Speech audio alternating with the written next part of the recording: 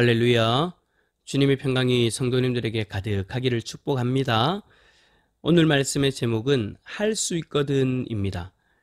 바울은 어제 말씀을 통해서 성도 간이 어떠한 모습으로 섬겨야 하는지에 대해서 권면하였다면, 오늘 말씀은 사회관계로서 성도로서 어떤 자세로 살아야 되는지에 대해서 이야기하는 것이다 라고 할 수 있습니다.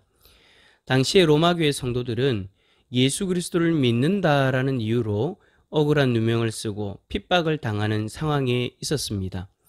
그래서 성도들의 마음에 충분히 분노의 마음과 억울한 마음, 그리고 자신들을 핍박하는 이들에게 복수하고자 하는 마음이 가득할 수밖에 없었습니다. 바울은 이러한 마음들을 너무나 잘 알고 있었기에 먼저 박해하는 자를 축복하고 저주하지 말라라고 그렇게 하죠.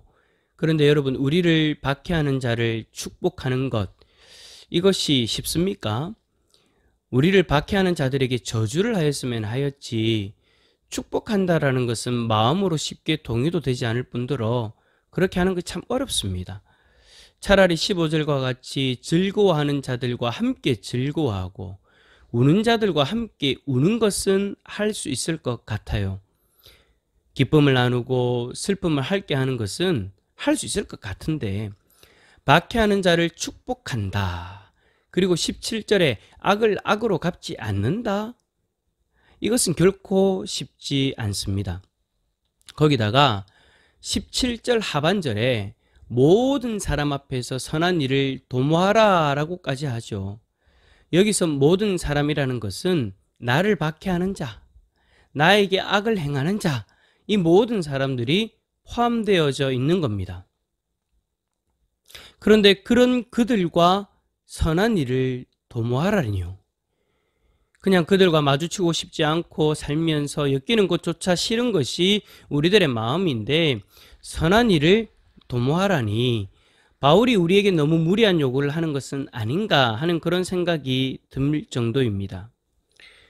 여러분은 어떻게 생각하시나요? 제가 너무 마음을 좁게 가지는 건가요? 글쎄요, 제 경험상 대부분의 사람들이 이러한 권면은 참 힘들어 하시더라고요. 그런데 바울이 우리에게 숨을 쉴 수 있는 여유를 주는 말을 합니다. 우리 18절 말씀 한번 읽어볼까요? 18절입니다. 시작. 할 수 있거든 너희로서는 모든 사람과 더불어 화목하라. 아멘. 바울은 우리가 모든 사람과 선한 일을 도모하고 모든 사람과 더불어 화목하라 라고 권면하는데, 앞에 단서 하나를 붙이죠. 그게 뭔가요? 할 수 있거든 입니다. 여기서 할 수 있거든 이라는 이 말은 만약에 당신이 할 수 있으면 이라는 의미예요. 그러니까 바울도 무조건 우리의 모든 원수와 선한 일을 도모하고 더불어 화목하는 것이 가능하지 않다라는 것을 인정하는 거죠. 할 수 있는 상황이 있다면 할 수 없는 상황도 있는 거예요. 이러한 표현은 평화 혹은 관용 그리고 사랑이라는 미명 아래에 기독교가 아무 것이나 받아들이고 모든 것을 눈 감아 주어서는 안 되고, 배척할 것은 배척하고 싸워야 할 때는 싸워야 된다라는 의미가 내포되어져 있습니다. 어떤 이들은 기독교는 사랑의 종교인데 왜 다 포용 못하냐라고 그렇게 하죠. 박해하는 자를 축복하고 아무에게도 악을 악으로 갚지 말고 모든 사람과 더불어서 선한 일을 도모하고 화목하라고 하는데 왜 그렇게 하지 않냐고 우리를 향해서 손가락질하는 것이 세상입니다. 이런 대표적인 이슈가 바로 동성애 문제이죠. 포괄적 차별금지법을 찬성하는 기독교인들이 이런 주장을 잘해요. 기독교는 사랑의 종교이니 예수님이 사랑하라고 하셨으니 그들을 사랑하여서 이 법을 통과시켜야 된다라고 말이죠. 그래요, 우리는 기독교가 사랑의 종교인 것 인정합니다. 예수님이 원수도 사랑하라고 하셨으니 모든 사람을 사랑하고 화목해야 되는 것이 사실입니다. 하지만 할 수 있거든. 모든 사람과 더불어 화목해야 됩니다. 우리는 사랑이라는 전제 아래 죄를 조장하고 하나님 앞에 범죄하는 일까지 인정하고 동참할 수는 없습니다.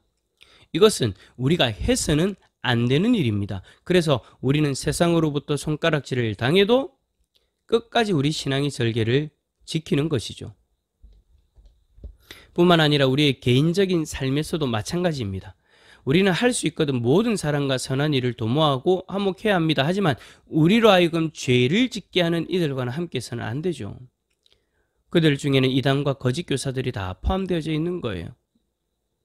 많은 신자들이 사사로운 정에 이끌려서 이단이라는 것을 아는데도 성경의 교훈대로 하지 못하는데 그러면 정말 큰일 납니다. 하지만 우리로 하여금 죄를 조장하거나 죄를 짓게 하는 이들이 아니라면 우리는 할 수 있거든 모든 사람과 선한 일을 도모하고 화목해야 합니다. 그가 아무리 우리를 박해하고 악한 일을 하여도 말이죠. 이렇게 말씀드리면 아이고 저는 도무지 못하겠는데요 라고 말하는 분들도 계실 거예요. 하지만 여러분, 저는 할 수 있거든이란 이 말 속에는 불가능한 이 일을 성도인 우리가 할 수 있다라는 긍정적인 의미를 포함하고 있다라고 봅니다. 어떻게 우리가 원수와 선한 일을 도모하고 화목할 수 있습니까? 우리가 이렇게 할 수 있는 두 가지 이유가 있습니다. 첫 번째는 우리도 하나님의 원수였지만 지금은 하나님과 선한 일을 도모하고 화목한 관계가 되었기 때문이에요. 바울이 14장 1절에 그러므로라는 표현을 하고 성도 간의 섬김의 모습과 사회에서의 성도의 모습을 권면합니다.